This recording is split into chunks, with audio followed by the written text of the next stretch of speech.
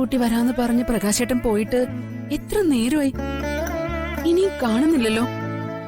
കുറെ നാളുകൾക്ക് ശേഷം അമ്മയെ കാണാലോ എന്നോർത്ത സന്തോഷത്തിലായിരുന്നു ഞാനും. പക്ഷേ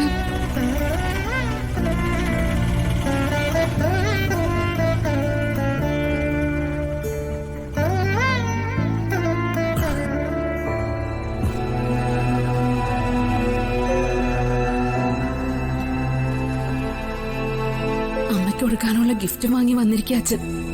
ഭാര്യ ഒരു നോക്ക് കാണാനായിട്ട് ഓടി വന്ന ആ പാവം മനുഷ്യനോട് അമ്മ വന്നില്ലെന്ന് എങ്ങനെ പറയും? ഞാനിപ്പോ എന്താ പറയേണ്ടത്?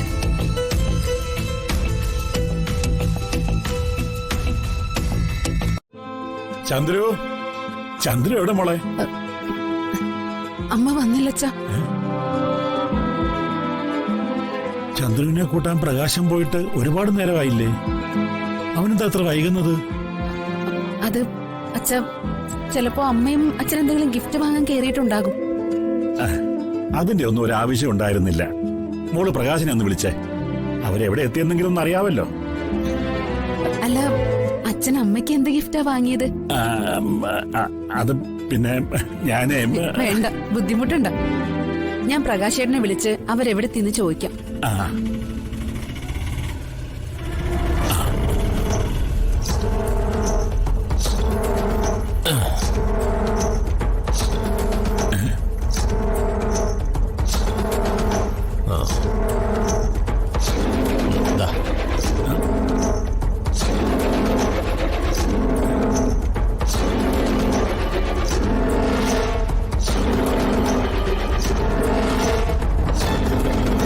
ചന്ദ്രയുടെ വഴിയിൽ വെച്ച് ഞാൻ മനോജിനെ കണ്ടിരുന്നു. എന്നോടുള്ള വാശിയില് അമ്മയെ പുറത്തുവിടാതെ മനോജും ഹരിതയും ചേർന്ന് തടഞ്ഞു വെച്ചിരിക്കുക.